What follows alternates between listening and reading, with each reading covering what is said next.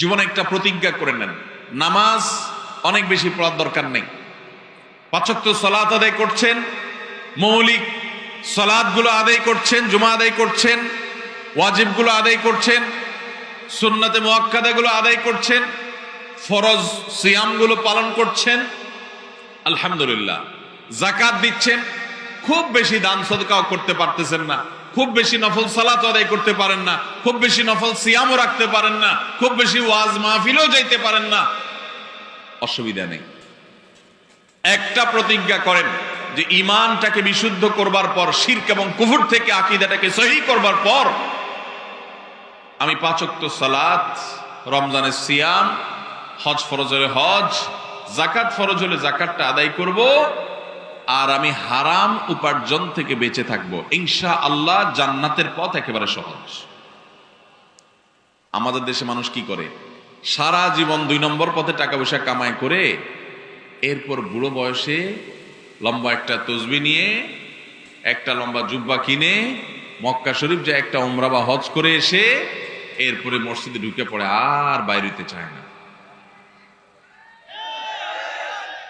ঠেলেও বাইর করতে পারে না। মুয়াজ্জিন সাহেবরা বলে, চাচা বাড়িতে যাবেন না, মসজিদে দরজা আটকাবো। বলে, বাবা তোমাদের জ্বালা একটু ইবাদত বন্দেগীও করতে পারবো না, একটু তেলাওয়াতও করতে পারি না, তোমরা মসজিদ বন্ধ করার জন্য অস্থির হয়ে গেছো।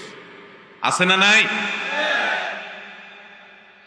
বুড়ো বয়সে সব চুরিদারি করে, টিন চুরি, গম চুরি, 2 নম্বরই হালাল উপার্জনের বাজ বিচার নাই, সুদ খায়া, ঘুষ খায়া, মানুষের রক্ত চুষা, যত রকমের অবৈধ উপার্জন আছে সব কিছু করে সাইরা এবার যখন আর কোনো উপায় নাই, গাড়ি বাড়ি সব হয়ে গেছে, এবার তসবিহ নিয়ে মসজিদে বসে গেছে।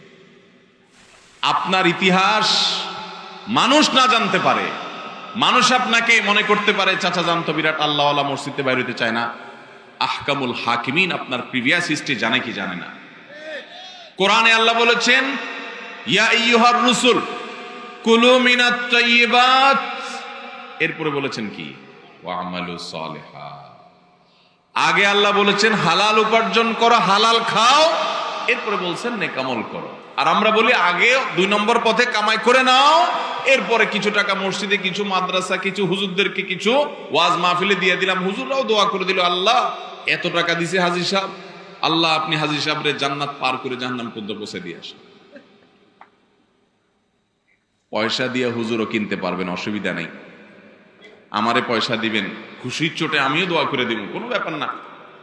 কিন্তু মনে রাখবেন, জান্নাতের মালিক আল্লাহ রাব্বুল আলামিনের চোখে ধুলি দেওয়া যাবে। কিন্তু হ্যাঁ, এর মানে এই না যে যারা অন্যায় করে ফেলেছেন তাদের এখন আর মাফ করার পাওয়ার কোনো রাস্তা নেই, সেটা বলছি না। কিন্তু যারা জওয়ান বয়সে অন্যায় করে ফেলেছেন এখন তাদের মাফ চাওয়ার রাস্তা আছে। আমার এক পরিচিত হাজী সাহেব আছেন, এখনো বেঁচে আছেন, অনেক বয়স হয়ে গেছে। 2003-4 সনের দিকের কথা, আমি তখন মিরপুরের মণিপুরে এক মসজিদে আমি ইমামতি করি। তো এই মুরব্বী উনি ছিলেন একজন সরকারি কর্মকর্তা, পদের নাম বলবো না, বড় সরকারি কর্মকর্তা ছিলেন। তো উনি আমাকে একদিন এসে বলতেছেন, হুজুর বড় বিপদে আছি। আমি, কি বিপদ? তো বলে যে আমার ছেলে মেয়েরা সব আমাকে পারলে খায়, মারতে আসে, কারণ আমি কয়দিন পর পর একটা জমি মাদ্রাসায় দিয়ে দিই, একটা মসজিদে দিয়ে দিই, একটা গরিবদেরকে দিয়ে দিই। এত জমি আমি ঢাকা শহরে বিভিন্ন জায়গায় আল্লাহ আমার জমি জমা দিছে, এগুলা যে মানুষকে দিয়ে দেই, গোটা জমি ধরে দিয়ে দিই। এই জন্য আমার ছেলে মেয়েরা বলে মানুষ এরকম দান করে, মানুষ দান করে 2000, 5000, 10,000 টাকা মসজিদ মাদ্রাসায় দেয়, তুমি যেভাবে গোটা জমি ধরে দিয়ে দিচ্ছ, এইভাবে দিলে তো আমরা ফতুর হয়ে যাব, এভাবে দাও কেন? কারণ ছেলে মেয়েরা সব আমার বিরুদ্ধে খেপা, আমি কি করব? তো আমি বললাম, ছেলে মেয়ে যে খেপা এটা তো যৌক্তিক, তাদের খেপার কারণ আছে, আমি তো তাদের পক্ষে। আপনি এত দান করেন কেন? এত দান করতে তো আল্লাহ বলেন নাই। নবী সাল্লাল্লাহু আলাইহি সাল্লাম বলেছেন, তোমার সন্তানদের জন্য কিছু রেখে যাওয়া উত্তম, তা একেবারে তা সব দান করে তাদেরকে খালি হাতে বসায় দেওয়ার চাইতে কিছু রাখেন, আপনি এইভাবে দান করেন কেন? ঠিকই তো বলছে তারা। তখন ভদ্রলোক বড় নিঃশ্বাস ফেলে বলছেন, হুজুর আমার দুঃখ তো আপনিও বুঝলেন না। তাই আমাকে বলেন দুঃখ কি? বলে, দুঃখ হলো বাবারে, যে কয় টাকা বেতন পাইতাম কোন রকম সংসার, ছেলে মেয়েদের পড়ালেখা টেনে টুনে পার হয়ে যেত, এই জমি জমা যা দেখছেন সবই অবৈধ টাকা, ঘুষের টাকায় তৈরি করা, ঘুষের টাকা উপার্জন করছি এগুলা। তখন আল্লাহর ভয় ছিল না, দুই হাতে কামাই করছি, এক এক কলমের খোঁচা অনেক বড় বড় অঙ্ক কামাই করে ফেলছি। তো তখন ভয় ছিল না, করে ফেলছি। কিন্তু এখন আমি যখন বলছি 2003-4-5 কথা, তখন ওনার বয়স 70+, 70-75। এখনো ভদ্রলোক বেঁচে আছেন, শয্যাশায়ী। তো তিনি বলছেন যে বাবারে, এখন তো আমি সকাল বিকাল শুধু কবর দেখি সামনে। আমি বুঝতেছি আমার ছেলে মেয়ে সব ফুর্তি ফার্তার মধ্যে আছে, বাপের সম্পদ আয়েশ মজমাস্তি করে খাবে, ভোগ করবে, দাঁত কচকচ করতেছে, আমি কখন মরবো আর ভাগযোগ করে নিয়ে যাবে, আমি বুঝতে পারতেছি। কিন্তু আমি কবরে থোয়ার সাথে সাথেই তো আমার শুরু হয়ে যাবে জবাবদিহি। এই জন্য এগুলার মালিক তো আর খুঁজে পাওয়া যাবে না, এই জন্য দিয়ে দিয়ে আমি মুক্ত হচ্ছি, যাতে আমার আখেরাতে আমার ধরা খাওয়া না লাগে। কিন্তু ওদেরকে কে বুঝাবে? এগুলো তো তাদেরকে বলতেও পারি না যে এগুলা সব আমার না, এগুলো সব মানুষের। এই আপনার এই পূর্বাচলের এই পাশে একটা জমি উনি আমাকেও দিছেন, বলছেন যে আপনি মাদ্রাসা করেন। তাই আমি বললাম আমার সময় হয় না, আমি আবার আরেকজন আলেমকে রেফার করে দিছি, ওটা এখন একটা ভালো মাদ্রাসা হয়ে গেছে। এই এলাকার কটা এলাকা বলতে, এটা তো এলাকা অনেক বড়, এখান থেকে হয়তো 10-15-20 কিলো হবে, বা এত হবে না, আরো কম হবে।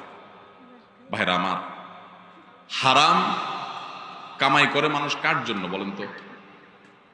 যতজন হারাম কামাই করে কার জন্য করে? ছেলে সন্তানের জন্য করে, নিজের জন্য হারাম কামাই কেউ করে না ভাই। নিজের এক পেট পালতে কয় টাকা লাগে? যদি ছেলে মেয়ে স্ত্রী কারো না থাকতো তো দেখতেন 2 নম্বরই করতো না। কার জন্য করবে? সব কার জন্য করে? সাধারণত যত 2 নম্বর কামাইকারী লোক আছে, যত হারাম উপার্জনকারী আছে, তারা সবাই এই উপার্জনগুলো করে মূলত ছেলে মেয়েদের জন্য, তাদের আখের গোছানোর জন্য। কিন্তু অবাক করা বিষয় কি জানেন? কিয়ামতের ময়দানে যখন আপনি ধরা পড়বেন, এই ছেলে মেয়ের কেউ কিন্তু বলবে না যে আল্লাহ আমার বাপের সব আমাদের জন্যই করছিল, নিজের জন্য কিছু করে নাই, আপনি যা শাস্তি দেওয়ার আমার বাপরে ছেড়ে দেন। বলবে?